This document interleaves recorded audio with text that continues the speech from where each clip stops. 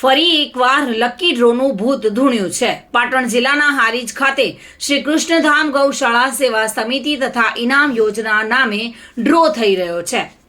હારીજ ખાતે આજે લકી ડ્રોમાં ભવ્ય સંતવાણીનું આયોજન કરવામાં આવ્યું હતું. 399માં કૂપનમાં 5001 ઇનામ, જેમાં મોંઘી દાટ કારો, ટ્રેક્ટર અને બાઇક સહિત આ ઇનામ વિતરણ રાખ્યું છે. હારીજમાં લકી ડ્રો યોજાય તે પહેલા જ એલસીબી અને સ્થાનિક પોલીસે કેટલાક આયોજકોની અટકાયત કરી છે. અટકાયત કરેલ આયોજકોને હારીજ પોલીસ મથકે લાવીને પૂછપરછ હાથ ધરવામાં આવી હતી. જોકે હારીજમાં પોલીસ ડ્રોનું આયોજન નહીં કરવા દે તેવી માહિતી પણ સામે આવી છે. લકી ડ્રો કૂપનમાં આયોજકમાં અનેક લોકો સંડોવાયેલા જોવા મળી રહ્યા છે. જોકે હારીજમાં પણ પોલીસે લકી ડ્રો ન કરવા દેવા માટે કવાયત હાથ ધરવામાં આવી છે. પ્રવીણ યોગી સાથે bureau report, today Gujarati news. આ સમાચાર આપને કેવા લાગ્યા?